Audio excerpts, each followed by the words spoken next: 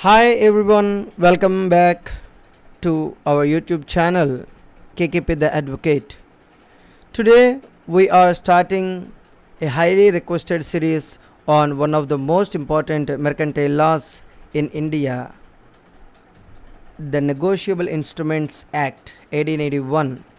In this video we will conduct a line by line reading and deep dive analysis of Chapter 1 Preliminary, covering sections 1, 2 and 3 directly from the bare act.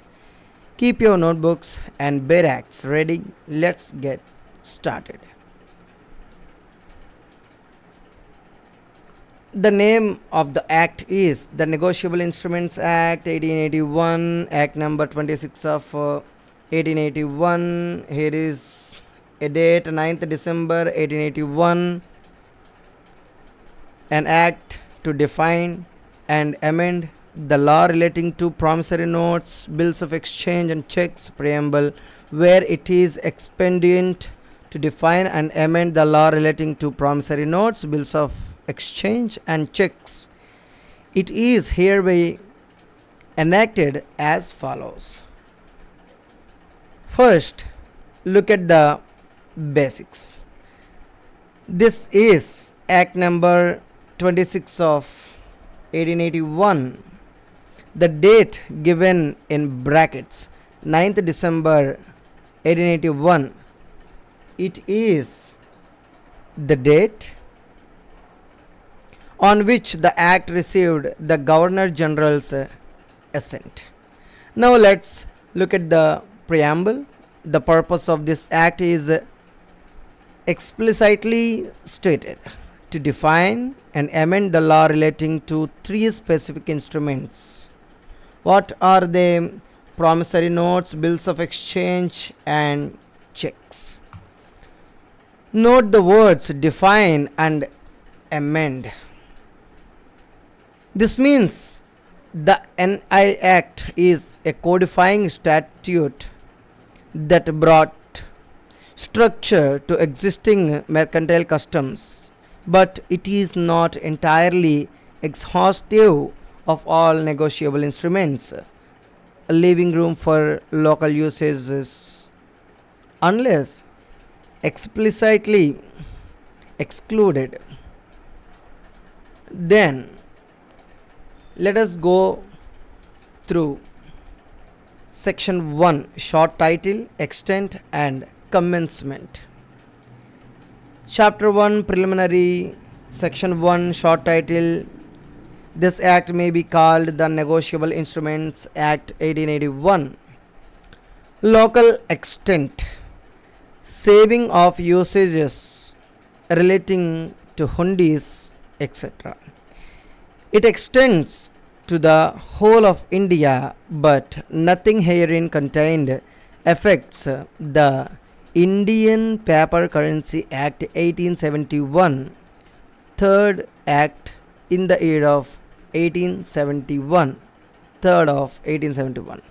Section 21, or affects any local usage relating to any instrument in an oriental language, provided that such uses may be excluded by any words in the body of the instrument which indicate an intention that the legal relations of the parties thereto shall be governed by this act. Commencement. And it shall come into force on the first day of March 1882. Actually, section 1 covers three crucial parameters for any law student or judiciary aspirant: name, extent and enforcement. Short title. It is officially named the Negotiable Instruments Act 1881. Commencement. It came into force on 1st March 1882. Don't confuse this with the assent date December 9th 1881.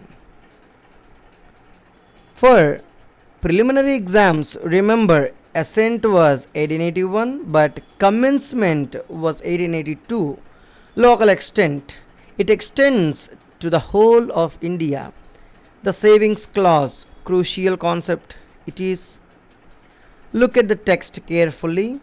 It says nothing affects section 21 of the Indian Paper Currency Act 1871, and it explicitly saves local usages relating to instruments in an oriental language such as Hundis. What does this mean?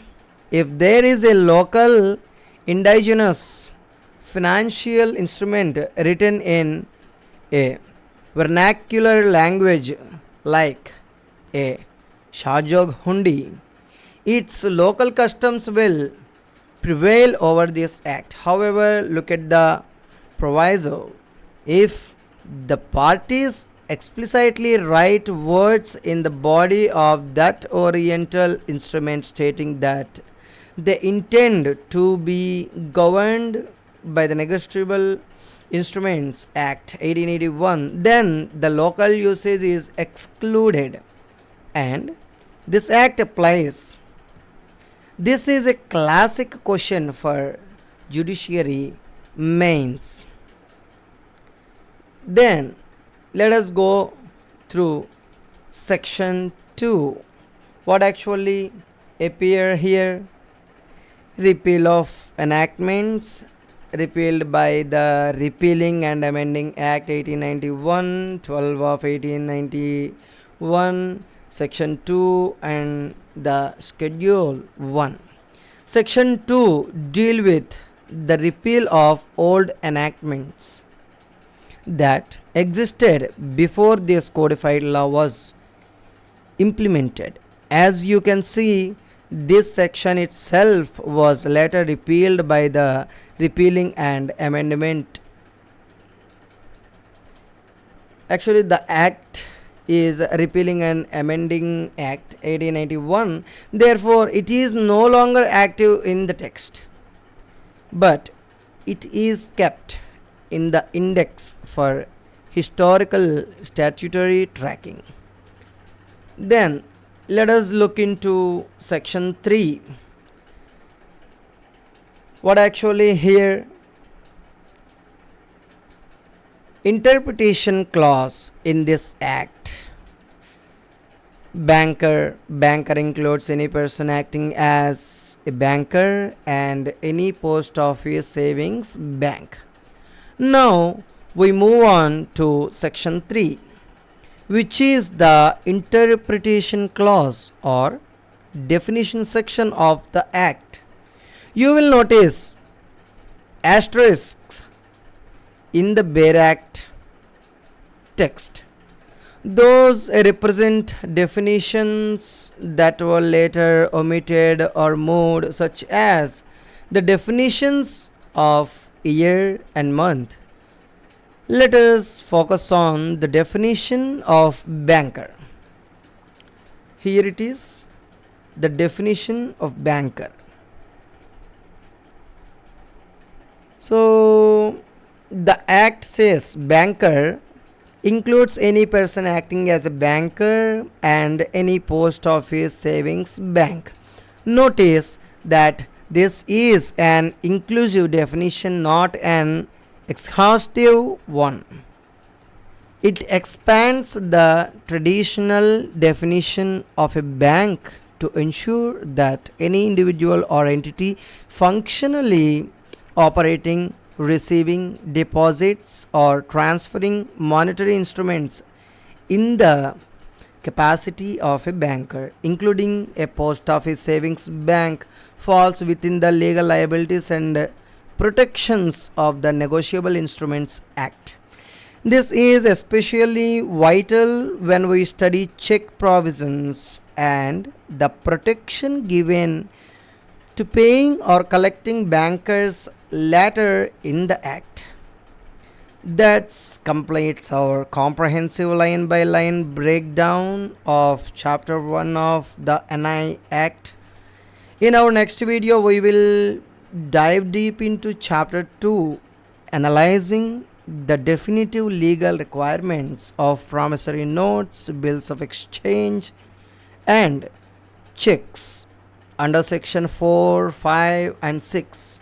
Make sure to hit the subscribe button, turn on the notification bell and leave a comment below if you have any doubts. Thank you for watching KKP the Advocate, your legal guide. Thank you.